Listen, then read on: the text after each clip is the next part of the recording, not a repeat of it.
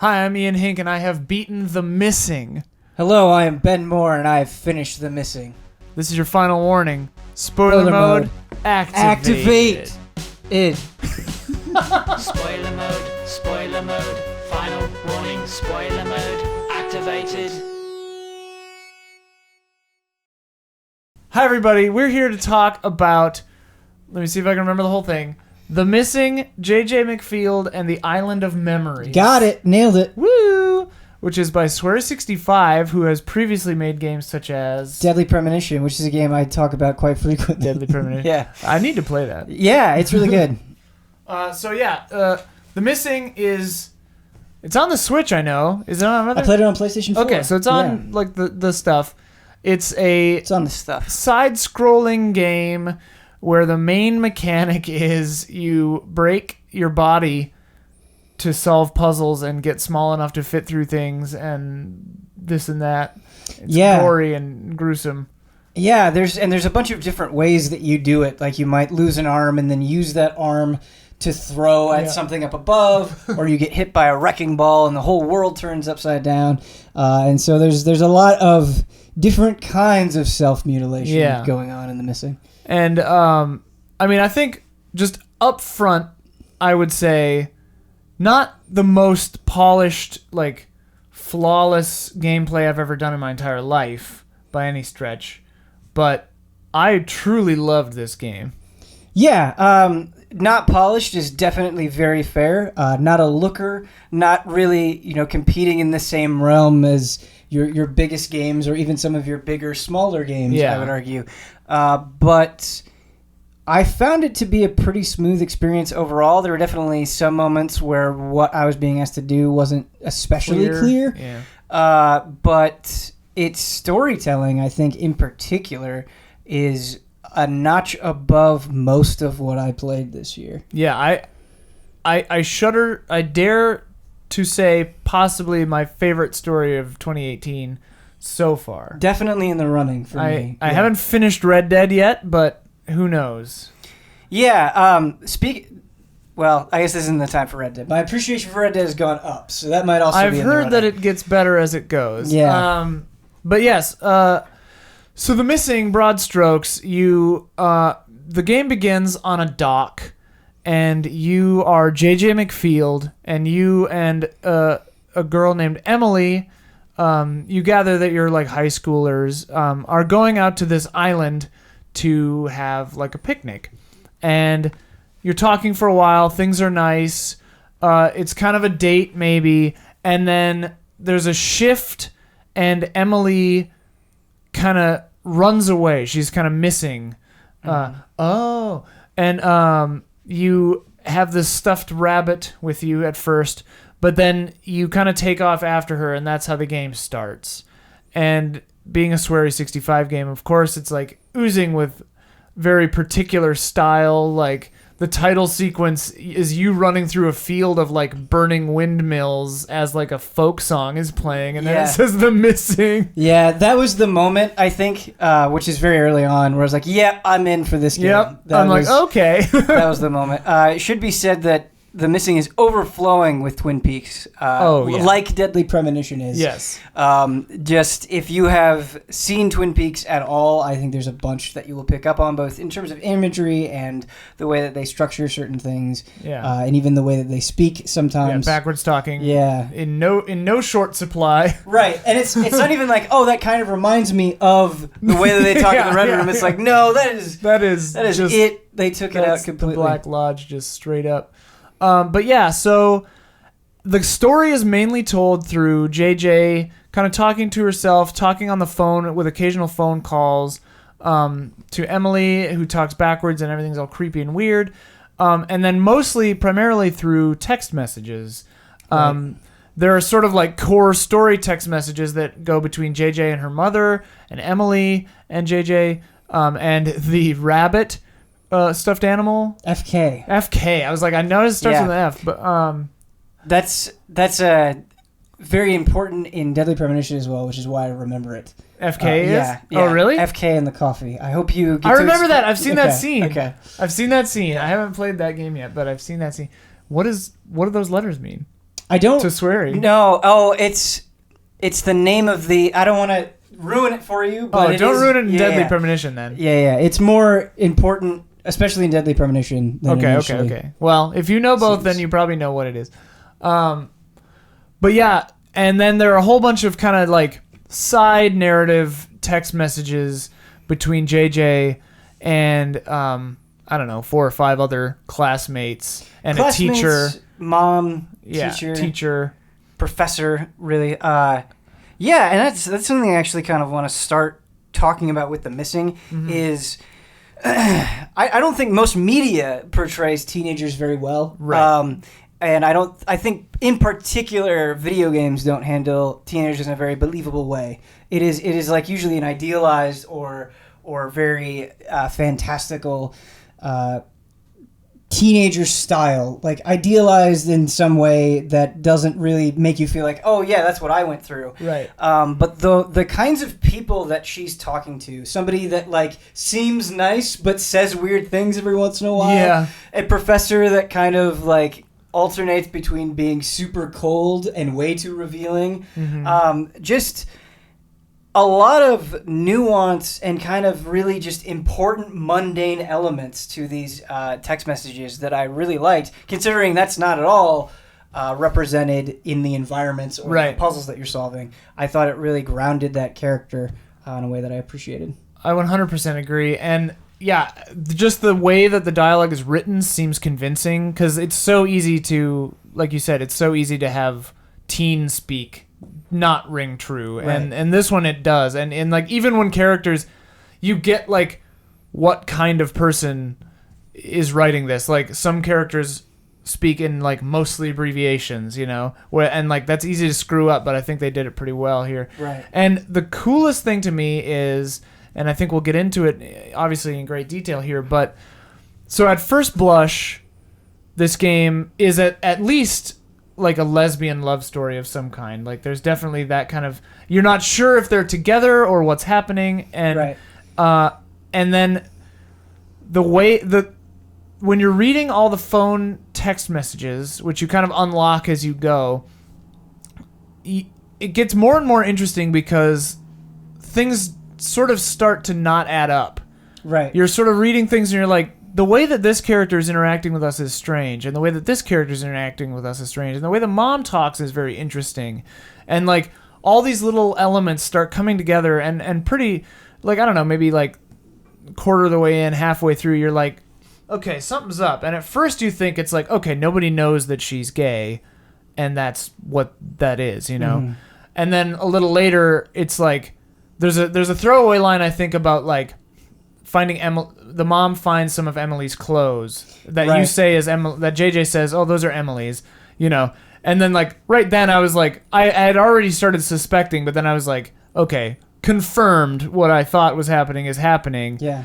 And just the sensitivity with which this story is told seems kind of incredible, coming from someone who, to my knowledge, at least isn't trans that I know of. And like we were saying before, like we weren't sure if Swery wrote it or if somebody else like wrote it with him or what, but like the sensitivity that this narrative is handled with is really, really something special to me, I think. Yeah, and I think speaking to that sensitivity and what you're talking about in terms of kind of piecing things together, you know, you said you had that moment where it was starting to fall into place when the mom was talking about finding some of JJ's clothes. I think that's like the biggest hint. It's like, yep. Yeah, there are some more hints after that too, but I think that speaks to this point of what you're talking about doesn't happen until the end of the game. Right. And I think that's kind of where you can interpret the sensitivity, is it doesn't really treat it like this gotcha moment or this very artificial story twist. It is something where you are just kind of getting this window into this person's life, and then over time, once you start adding all of these conversations up, it starts coming together and you start having a more complete picture. And I think that is really The Missing's greatest strength, is it's willing to take its time to let these characters breathe and seem real. And that's something that I really respect about it, because I feel like a lot of the way that we describe video games is it's like, oh, don't like keep playing, it'll get better. Right. And what we usually mean by that is like, well, that's kind of where it starts. And I feel like everything in The Missing is important. Yeah. And by the time you get to the end, you'll appreciate the stuff that happened in the beginning so much more. And I think a huge part of that, and yeah, like when the ending, when you realize like, oh, okay, in reality, JJ is a male presenting individual. Right. It doesn't feel like a ha-ha, like M. Night Shyamalan, like twist, like, oh, because it is supported by what's happened before it. But I think in a huge way too, the form is the function with this game, because this motif of self-harm and like punishing and not feeling worthy, and the gameplay mechanic of literally destroying your body and being chased by this feminine figure with a like a scalpel box cutter knife, which comes into play at the end. But like these motifs of self-harm and stuff, it all comes together to form this package of this story. And like the pain and suffering of just existing, but like still struggling through and finding that will to like keep living, even though like the character, you know, probably like, I mean, obviously as we find out at the end, like was struggling with suicidal thoughts and like did not want to keep going. And that's what the story is about, is like redemption and resurrection and becoming, you know. And the fact that the gameplay is this super gruesome self-harm mechanic, it actually supports the narrative in a really, really interesting and incredible way. Yeah, and just going back to kind of that respectfulness and that kind of sincerity with which it's presenting its message, something that the more I thought about it, I realized with The Missing is JJ is kind of going through these nightmarish scenarios, being chased by this kind of monster covered in bandages, like right, and is constantly getting just mutilated in the most brutal ways. What's interesting about that character is, as they're going through this stuff, they really don't have that much of a response to it. Yeah. It doesn't seem to freak them out that much. They're not constantly commenting on it. It seems like JJ is most vulnerable when seeing Emily. Right. And that's really when you get the most emotion out of that character. And the more you think about it, it's like, oh, well, that's clearly just a representation of how JJ feels all the time. Right. And so what she's going through, all of this stuff, it may be shocking to us, but that is normal for JJ. It's just her feeling. Right. It's just existing. This is what it is to be in this body and to exist. Yes. Right. And while, yeah, like you hear her cries of pain, you know, but she doesn't seem, emotionally distraught over it. Yeah, right. Those cries of pain, like they happen, but it's just kind of a response, not really like this moment. It's just sort of like a reaction almost. And I think, because that's indicative of just like, this is the pain she knows. Right. She's used to that. Like, it's not literal in the real world as it is in this kind of dream island sequence, you know. But it's just the manifestation of her every day, and I love that. I want to mention that now that we've kind of spilled the beans on the major reveal, I guess, I love that this game just starts with a sentence, something to the effect of, this game is made with the belief that no one is wrong for being who they are. Yeah. And I'm just like, you start this game up, and it just starts with that sentence, and then you start this quaint love story, and then all of a sudden you're like hitting a barbed wire fence and your arms are flying off, and you're just like, wait, what? Like, what the hell? And and it's a very gutsy game. It is, literally and figuratively. There's so many things I appreciate about it, but one of those things is that it never treats JJ or Emily, in my opinion, as pitiable characters. Right. It's not like, oh, I am this way, woe is me. Right. Can you believe that this is happening? Aren't we so brave for showing this? Because it's also matter of fact. Right, it is. It's like, here's who I am. Right, it really just... presents JJ as somebody who is suffering. Yes, they're suffering in this particular way, but what is really important here is that suffering. And I think they just humanize JJ in such a believable way and don't try to turn her plight into something that feels special, Right. in a way that is like condescending or, Yeah. or like circus freaky.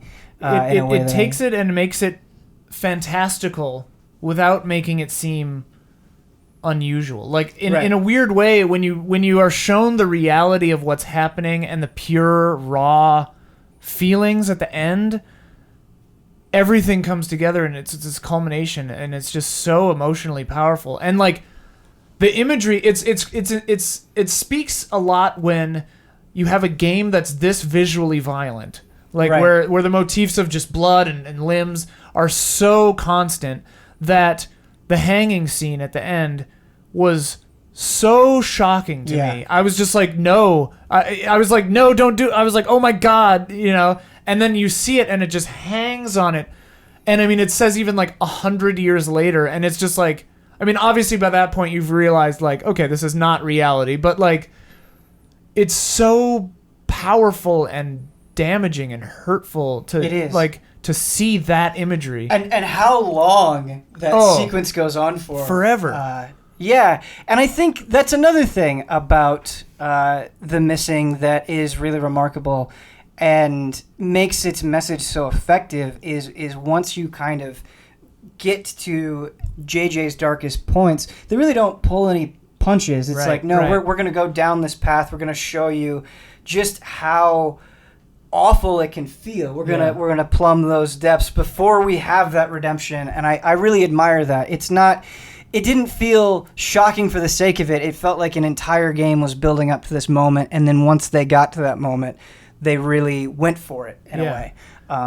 And what were you gonna say? No, go ahead. I was just gonna say, like, to me, the more shocking twist is not like revealing real life and what's exactly happening, although that was like a really good reveal, but realizing that Emily's not the one that's being saved Right. throughout the story. Like realizing that, oh no, I'm the project. I'm the one that I'm trying to find and help and save. Emily's fine, you know? Like, obviously, well, the damage I've done to myself is what's destroying Emily because she cares about us. And like that kind of reversal was very cool to me, where it's like, it's not your princess is in another castle. Your princess is in you, and you just need to let her out, you know? Like, Right. and it's so good. And then, yeah.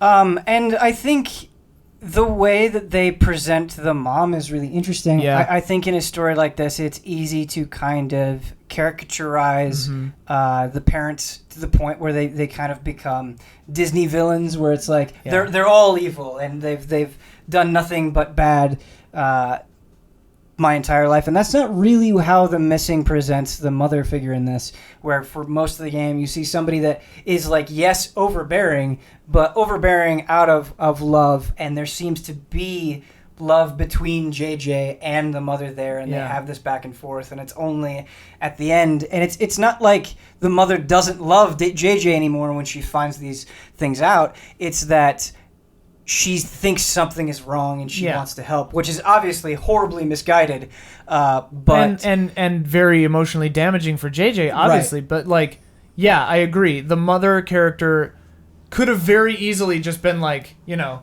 and I actually don't know if they introduced any religion or anything into it, but like, definitely they could have gone with just like the no, you're wrong, you're broken, you're sick, which definitely is where the mother, like, that's her gut reaction. right. But where the game leaves off, I definitely believe that like there is a path forward for these two. Yeah. And like, and again, in the gameplay wise, like at first, I mean, it's not like cut and dried, but like at first one might read that female figure chasing JJ as the mother, as like being chased by this thing, until you realize like, oh no, it's this feeling, possibly this feeling of this unattainable feminine ideal holding this box cutter, which is what JJ used to try to kill herself in Right. the gym of the high school.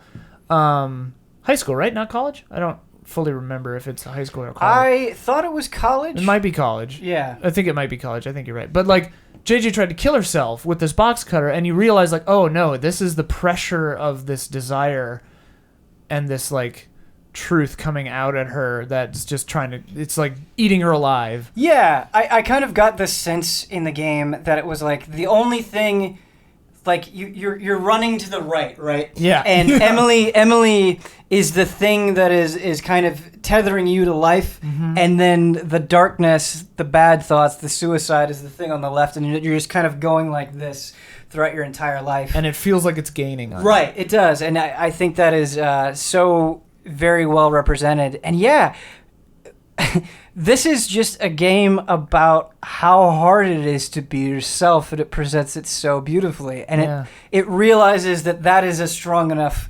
message and a universal message in a really just beautiful way. Like the more I think about this game and just sitting here and talking about it with you, I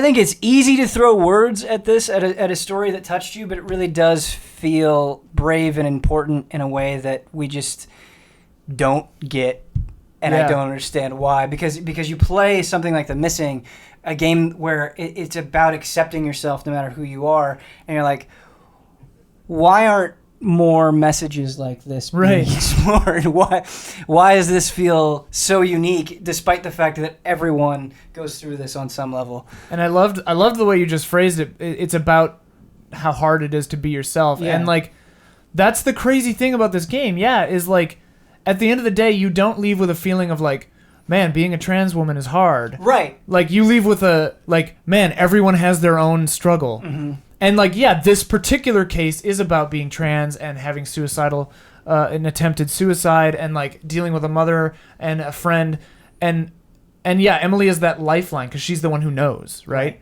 And like, I loved the interplay between, because it's weird because JJ is super standoffish with that girl woman who's talking with her on the phone.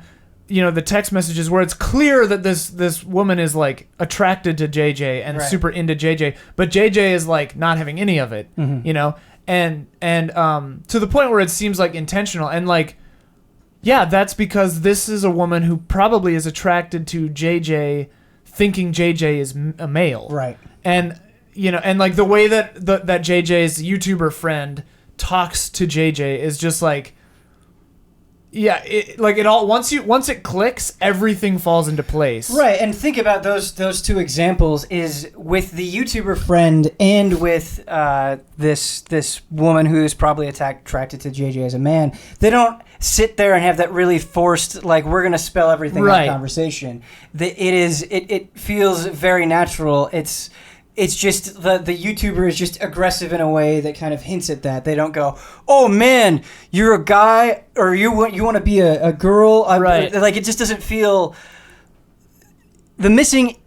Well, and it doesn't have to spell things out, and I appreciate that. Well, and I think the amazing thing with the writing in this game is that it works with innuendo and double entendre better than maybe anything I've ever seen trying to do a reveal like this. Right. Where it's like, your first read of YouTuber guy is that he's coming on strong because he's trying to bang JJ. And like your initial read is like, whoa, dude, pump the brakes, man. Like clearly she's not into it, you know? And like the other woman is like, your first read is she just thinks JJ is super cool and wants to hang out with JJ, you know, like. Which you can read into because JJ presents like, you know, a detached, kind of sarcastic personality. Yeah. And so, like, everything works on, like, 4 levels, or at least 2. And it's such a well done... And it doesn't even feel like... Because when someone's talking directly to you, like, he, she pronouns don't really come up. Right. So, like, it doesn't feel like it's doing linguistic gymnastics to, like, avoid certain cues either, because it all just feels pretty natural. Yeah. 2 things. One, I guess, a positive thing before I go into like maybe my biggest criticism. I have a couple of criticisms with it.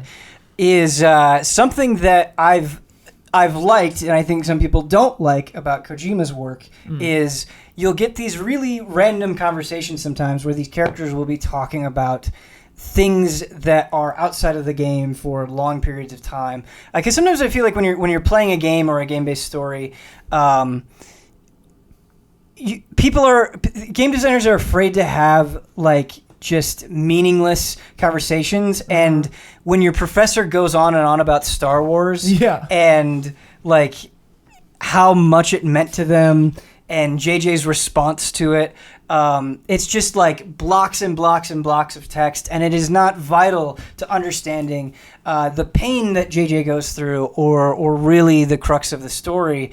But again, for as dark as this game is, and for as hard-hitting as its messages are, it's not mired in that. It's not beating you over the head with it. I would say the vast majority of this game, it feels like you're just kind of picking away at these people, and as you pick away with them, you know, some goofy things happen, some very serious things happen, some whatever things happen, and I appreciate that. I appreciate that the game wasn't trying to be, I'm sad at every single moment, because I think you would just eventually become numb to those things, and those final scenes that we were talking about earlier wouldn't have registered as effectively. I agree completely, and it's one of the few examples in a game where a mundane exchange actually felt like it enhanced the whole. Yeah. Because like in some games, like, you know, Fallout or whatever, like you'll find an entry that is pointless. It's just like, oh, here's the security guard talking about being a security guard, and like it doesn't have like huge narrative impact,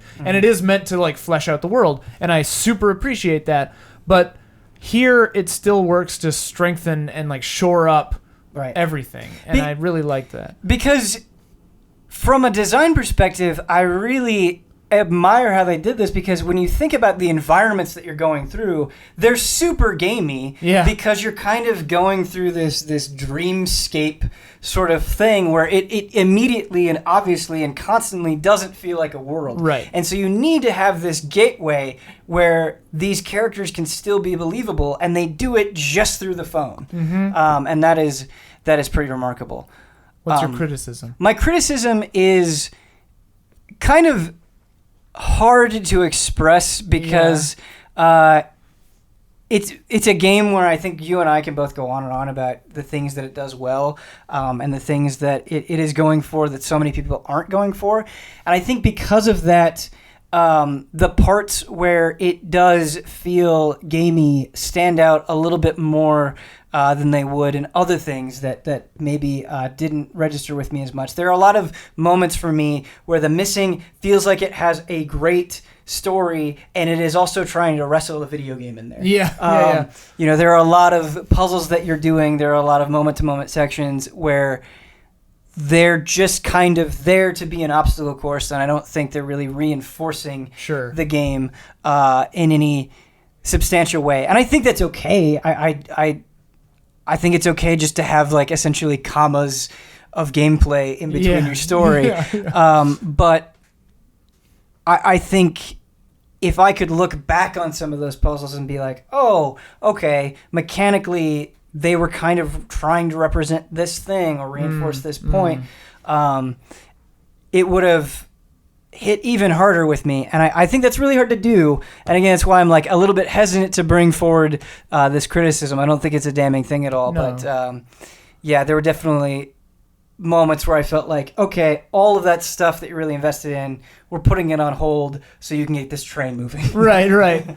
And I mean, for me, gameplay-wise, I think like movement speed was a little low. Sometimes like having to sit through the full like fixing my broken neck, fixing my broken arm animation every time you do the upside down thing. And that gets worse as you go on, too, which is annoying. Like, that's a little much. And, like, the bowling alley puzzle was a little obtuse. And the final boss where you're the giant monster, like, it wasn't fully initially clear what you're actually supposed to be trying to do. And there were definitely a few moments where I was just frustrated and, like, what am I doing wrong? Like, what am I supposed to do? Blah. But I think the strength of this game is definitely in its narrative, and whereas I often, kind of just drop things if I don't like the gameplay enough. Right. But this, and I mean, like, possibly because it's like stuff that's narratively relevant for me, but like, this was so well presented and so well done that to me it honestly does kind of just like brush all those other things kind of under the rug. Yeah. And you do unlock a faster movement speed after you beat the game, which I think is so funny. I also really liked getting the like concept art and the different costumes, which I don't normally care about. Yeah, that was nice. But I guess maybe to illustrate my point a little bit better, when I think about this kind of context that I'm talking about, I think about Silent Hill. Yeah. And those games also, there are a lot of like puzzles that you're doing or fights that you're getting into where it's like, no, it's not necessarily reinforcing the story, but I think more often than not, the enemy designs or the way, the environment that you're in or the reason that you're fighting this boss plays into whatever psychological trauma the character is dealing with. And so there's just kind of this through line that's tying everything together. Right. And in The Missing, I definitely felt like we had that sometimes and then didn't have that other times. Right. And so I think maybe just a little bit of a stronger connection in between scenes would have helped me a little bit. Yeah, like the clock tower is like gameplay-wise a challenging place, and I definitely got stuck on a few little parts just trying to fling my body the right way, but it feels like a metaphor for finally like climbing that last hill, you know? Yeah. And the final boss, while it might have been a little weird and gamey, felt like you've become the monster that you're afraid you are, that you know, and like, so those things do definitely make sense. But yeah, the train or the conveyor belt puzzle in that weird factory or the bowling alley, I'm just kind of like, okay, but why though? And like, you know, pretty quickly you realize like Moose guy or Deer or whatever in a doctor outfit is like, okay, so there's an EMT working on me. Right. Like something's happened. I'm in a car accident or I tried to die or something, like, you know, so that stuff is, you've already kind of figured it out by the time it's really going for it. But yeah, but on the whole though, just such a special, fantastic game. Yeah. It's weird to recommend a game in a spoiler mode because we just spoiled the whole thing. So if you haven't already played it, play it. But like, yeah, it's weird game too, because like looking at it on the shop, I was like, no way. And then I found out it was sweary, and then I saw someone tweet the first sentence, and then I was like, all right, okay. And then you mentioned it, and then I think I bought it, you know? And I'm so glad that you played it and we could have this conversation. You were playing it before me, and then I fell in love with it, and I beat it before you did, actually, yeah. I started it, did a ton of other things for work, right. and then came back to it, and I'm glad I did because it was absolutely worth the ride. And yeah, I actually imagine that like a lot of people watching this, or at least a good number of people watching this, have not played it. Right. And like, yeah, absolutely. It would be better if you didn't have everything spoiled for you. That's true. But to me, the mark of a good story, or one of the marks of a good story, is even if you know everything, you'll still feel something just going through the process. And I think getting to know those characters is still valuable, even if you know the end result. Because, again, it's not the twist that matters. It's the journey. It's the overcoming. It's the believability of what's happening. And I think even if you know what's coming, you can buy into that, or at least I think you can. I definitely, as soon as I beat it, I started it over again and started playing it again. Yeah. And with the knowledge of the ending, definitely playing it through was a very interesting experience too, in a whole other way. Yeah. You know, it's like knowing the twist of anything, and you're like, oh yeah, they're planting seeds. You know, so yeah, such a good game. Yeah, and I'm really grateful that like we have the opportunity to sit down and talk about this. Yeah. Because it's hard not to think in terms of dollars and cents, in terms of how things get produced. And I would love to send the message, and hopefully this comes across the Game of the Year, that like these are the kind of stories that I want. Yes. That you're talking about something that feels valuable, that feels resonant in a way that I just don't get to feel often enough. And so, like, God bless Swery, this beautiful man who is like seemingly forever doomed to work on under-budgeted things. Yeah. But evident that they didn't have a huge amount of money on this one. Yeah. I also think that all you can do is get out there and try to give it a chance and go outside your comfort zone, because and like you said, like I think it's such an important story for the LGBTQ community. Right. But yeah, I just stories that handle their narrative with this much aplomb, this much sensitivity, this much tact. yeah, I want to see that for more queer stories, and I want to see it for just any story. Like, yeah, take notes, everyone, because this is I thought just a phenomenal game. Yeah. Well, thanks so much for sitting down and trying to get these thoughts out. I hope it came across at least somewhat clearly for you, audience. And if you played The Missing, I hope you got something valuable out of this. And if you haven't played The Missing, I hope you be willing to give it a chance. But yeah, I think that's going to do it for us. Thank you again, Ian. Thank you. And we'll see you on the next Spoiler Mode. Bye. Bye.